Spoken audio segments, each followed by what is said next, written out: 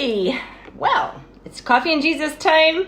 It's a little late today, but this is Levi Day. So Levi decided he was hungry and needed to eat. So I went ahead and fed him. And he's right here, just kind of like, say hi. Hi. He's really not awake yet, but hopefully he'll sit here quietly.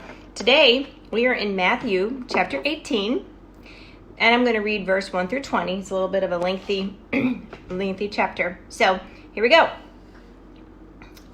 Matthew 18. At that time, the disciples who came to Jesus and asked, "Who is the greatest in the kingdom of heaven?" He called a little child and had him stand among them. And he said, "I tell you the truth, unless you change and become like little children," like my little Levi over here, "you will never enter the kingdom of heaven. Therefore, whoever humbles himself like this child is the greatest in the kingdom of heaven. And whoever welcomes a little child like this in my name welcomes me. But if anyone causes one of these little ones who believe in me to sin, it would be better for him to have a large millstone hung around his neck and to be drowned in the depths of the sea.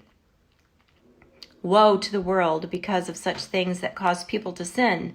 Such things must come, but woe to the man through whom they come. If your hand or your foot causes you to sin, cut it off and throw it away. It is better for you to enter life maimed or crippled than to have 2 hands or 2 feet and be thrown into eternal fire.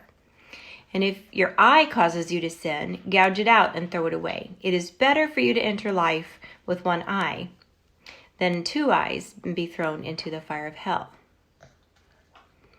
See that you do not look down on one of these little ones, for I tell you that their angels in heaven always see the face of my Father in heaven. What do you think?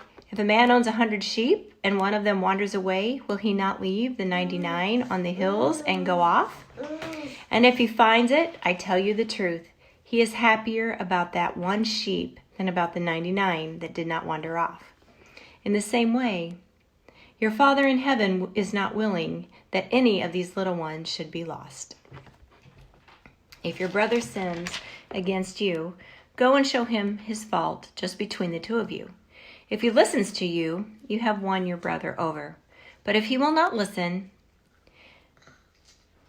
take 1 or 2 others along, so that every matter may be established by the testimony of 2 or 3 witnesses.